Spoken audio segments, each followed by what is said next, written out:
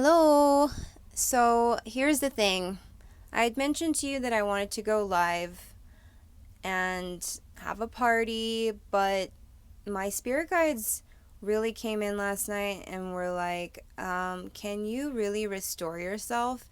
You've gone through a lot in the past couple weeks. I'm going to be honest with you guys. Arizona, that Chiron line, wow. I dove so deep into that, and I'm just kind of trudging, like treading to get to a level within myself that I feel is more, I don't know, comfortable. So I'm going through this balancing effect right now, but I will give you a little radio show. Instead, I do have something that's kind of on my mind.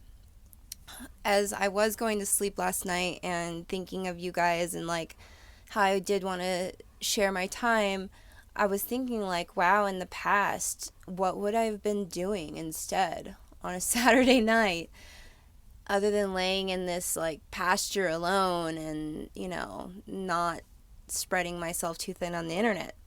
And I heard the word garage. And I kind of laughed to myself because I know exactly what that means. I've studied a lot about different like personality disorders, and something that I've learned is there is a pathology when there's like a behavioral complex. A lot of times people will keep others in close proximity to get supply, to get that attention, that energy. And I'll be honest, I did that. I used to do that. I would keep people on the back burner, people I knew I wasn't really interested in. I would just text them to get them engaged, and I did it to feel important, like to feel that people were looking at me and wanting to know where I was at. And also in dating, just dating people that I didn't really feel 100% interested in, but, you know, continuing to have the relationship anyway, just to feel normal, just to feel that I was like loved.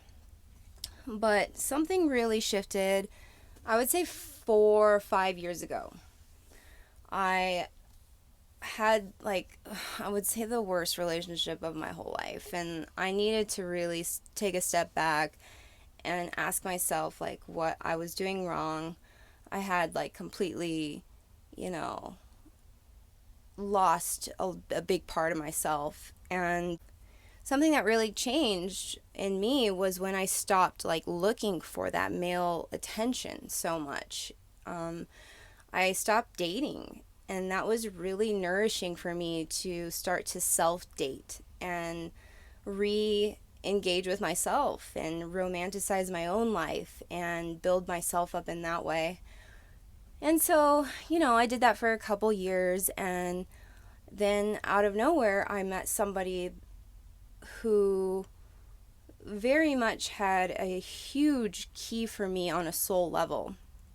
And I call him like my soul flame. He changed my life where I now know what it is to be and feel like loved by a man. I had felt that in little doses before, but this is just a full on oneness code.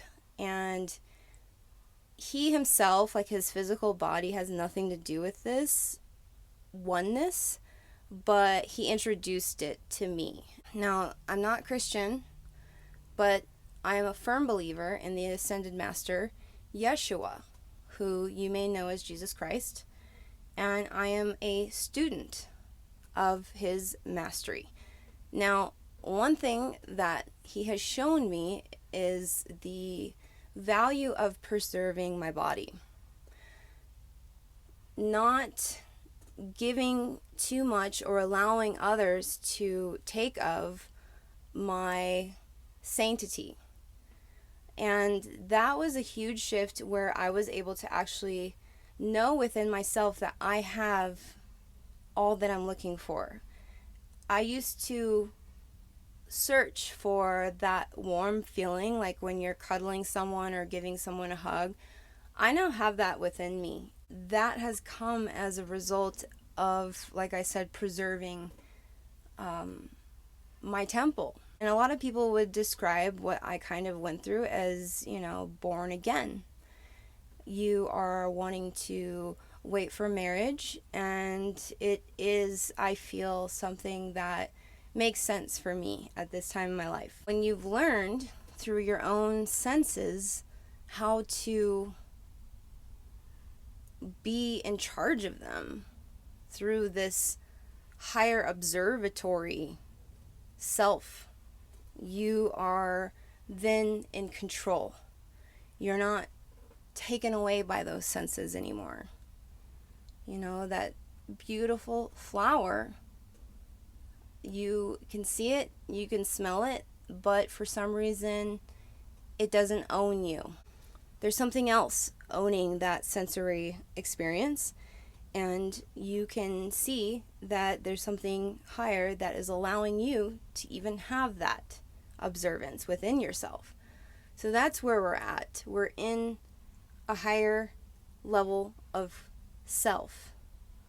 The lower self has its path, and it's okay to learn those lessons.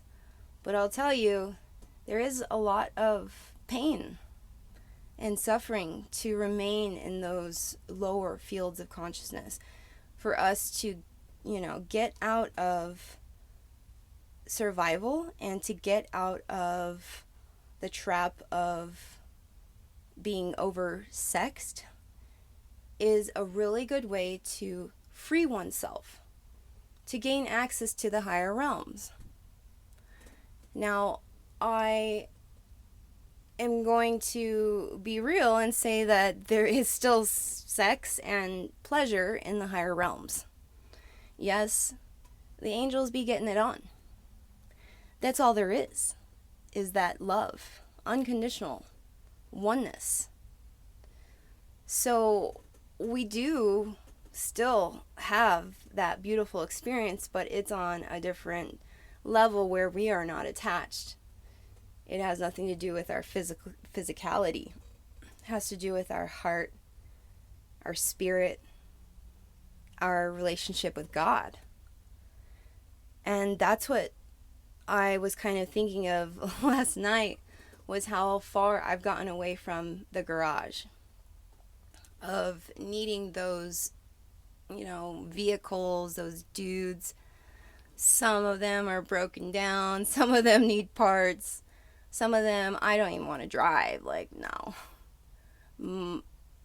But the thing is that we can just walk away from the entire experience of going into the garage altogether.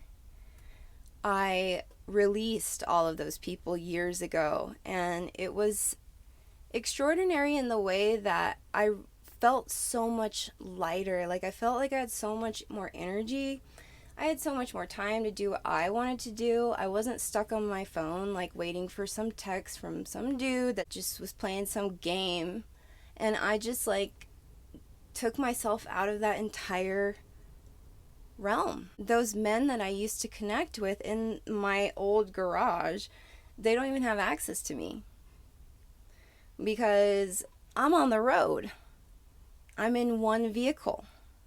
That's all I need, and it works perfectly, and it does everything I want it to do. So Spirit is saying, nix the garage. Next time you're feeling lonely, just know it's still better than being in that garage.